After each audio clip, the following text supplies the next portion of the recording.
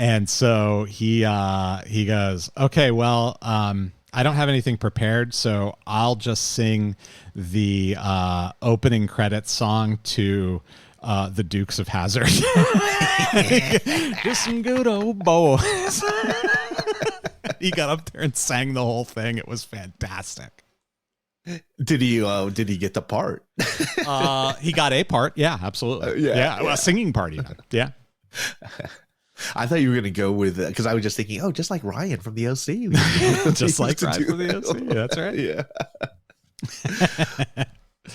I wonder how that would fly now. It probably wouldn't even fly at all, right? Just, like singing that because nobody. Singing the Dukes of Hazzard. Oh, probably not. Yeah. I mean, it's Waylon Jennings, right? He's not canceled as far as I know. So, but yeah. Anyway, and then our number one top 40 song for its 9th week in a row, dominating the charts, crushing the competition, Uptown Funk, Bruno Mars. Great song. By this point, I think everybody had heard it enough, but it's still super popular. So when's Taylor Swift going to show up, huh? Well, Taylor Swift is there, right? So like if you look at the songs, I mean, like she's got 2 in the top 10.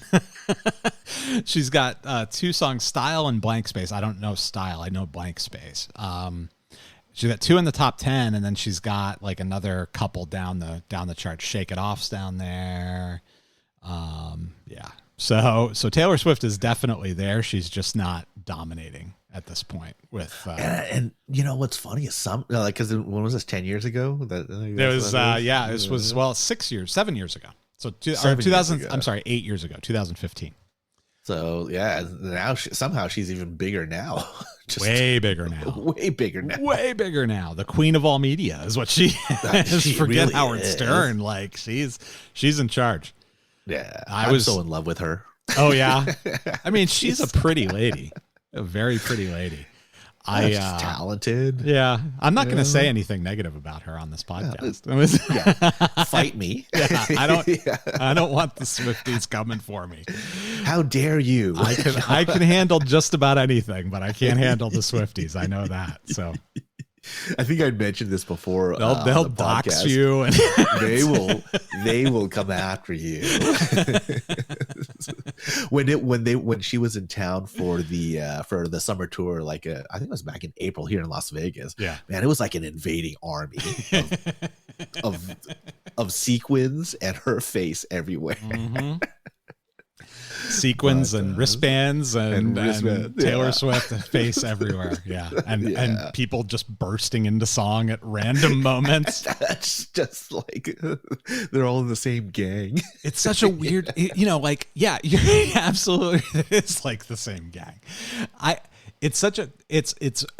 think it resonates with us as a society. We're going to get a little deep for a second here. I think it resonates with us as a society because right now we're so there's no commonality in anything we do. There's 500 scripted TV shows. Nobody watches the same stuff that the person next to them watches. You'll ask about a show and they're like, I've never even heard of that show. There's so little commonality in everything we do because there's so many options available to us that something like a movement like this Taylor Swift thing has really kind of captured the imagination because we're like, we can't even remember a time. It's gotten so bad. We can't even remember a time when, a bunch of people agreed on something like that. Like the last time I can think of this is like Game of Thrones, but it's not anywhere close. You're right. I think I wonder how much of that is also like her vision. You know what I mean? Like, because she's planning for world domination. She's made some very, very savvy moves. Oh yeah. So, she's an exceptional business person. Yeah. I pitched that idea. Remember that? I was like, oh, we should go watch that movie, her movie. Oh yeah. And then we could just like comment on it. Yeah. Just because. If it were on streaming, I would have done it. But man, I can't go to a theater and that. It's gonna be like that. Dude, it'd be it's awkward, also 3 hours. Oh, is it? Oh, I yeah. didn't know that. Oh That's yeah. Is it like her whole concert? Pretty then, much, huh? yeah. Oh, geez. Yeah. It's a little too much. Okay. Well, I mean, look, some of those songs have more hooks than a tackle box. I get it, like, right? I mean, they're very catchy, but I don't think I can listen to it for 3 hours. I'd start getting confused. Like, wait a minute, didn't she already play this song? She's hypnotized me. That's right. That's exactly right. And now she's the queen of the NFL. And the queen, yes, exactly. You know, the NFL was like, you know, I've said this about the NFL for years. They're not going to be happy until they have all of the money, like literally all of the money. And I think the NFL has now decided, okay, you know what? We can partner with this person because she also wants all of the money. And so maybe she can have her portion of the money and we can have our portion, and together we'll have all of the money. That certainly seems where things are heading. Oh yeah, it does, doesn't it? Yeah, but it does. So, all right. Well, that gets us through our trip back to the week of March 10th, 2015. So let's get into the episode. So as a reminder, this is the Arlo creepy cabin episode. That's how I remember it. And we'll just cover that very, very briefly here. So basically at the open of the episode, you've got Raylan getting drunk. He's cleaning out Arlo's house because he's apparently decided to sell it.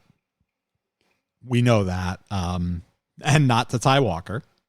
But that's right. He's clearing out Arlo's shit. Everything goes in the trash except for the Army footlocker. So he opens up the Army footlocker, peruses through it a little bit. He's drinking while he's doing all of this. And literally he's just throwing everything away into these black garbage bags, flushing medications down the toilet, you know, taking bullets out of guns and everything else.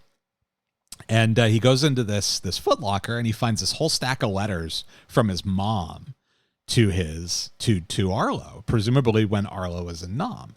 He's got, and you wouldn't have thought that Arlo would be the sort of sentimental guy who would hold on to all of those letters he got from Francis while he was in Nam, but he did. Yeah. And Raylan doesn't care. He doesn't open them. He doesn't look at them. He doesn't even think about them. He just throws them back in, takes that footlocker out into his front yard, and lights it on fire, keeping one thing and one thing only, a key that was on a dog tag chain. He burns the dog tags too. Which, you know, look, Arlo deserves all of that. Arlo's a scumbag. So that was interesting. But I was surprised to see that Raylan didn't want to find out more about his mom and what his mom would write to Arlo while he was in Vietnam, you know. Yeah, it seems like something that you would at least peruse through, right? Yeah. To go through just you see that stack of letters, it'd be impossible for me to not like at least open it up and look at it. Yeah. Especially if my mom was passed, right? That'd be sort of a way to remember her a little bit. But Arlo doesn't want to remember, or I'm sorry, Raylan doesn't want to remember Arlo at all. So we see a scene where Raylan's having his parents exhumed, and he's talking to the Undertaker about it, which always makes me think of Dewey Crow. Yeah. What are you, the Undertaker? Oh, that's right. Yeah, it's a good one. So So the Undertaker's there, and he's telling him, hey, look, you know, your mom's been dead for a long time. You're really moving more of an idea of your mom, not actually your mom, especially since Arlo put her in a unvaulted wooden casket. The cheapest piece of shit available was what Raylan declared it. That's right. And he then repaid the favor by putting Arlo in the cheapest piece of shit available. So he's having his parents exhumed, and we find out that his mom's going to go to a cemetery, but his dad, the Undertaker, wants to know, hey, what about Arlo? And he goes, I don't care where you put him. He goes, what about Potter's Field? And that is actually our word of the week. That's where this audio sting comes in. You use your tongue prettier than a $20 whore. Indeed. And so Potter's Field is a noun. It's a public burial place for paupers, unknown persons, and criminals. That's what a Potter's Field is, if you didn't know. I love that paupers, unknown persons, and criminals. And I'm like, well, Arlo definitely fits in one of those categories.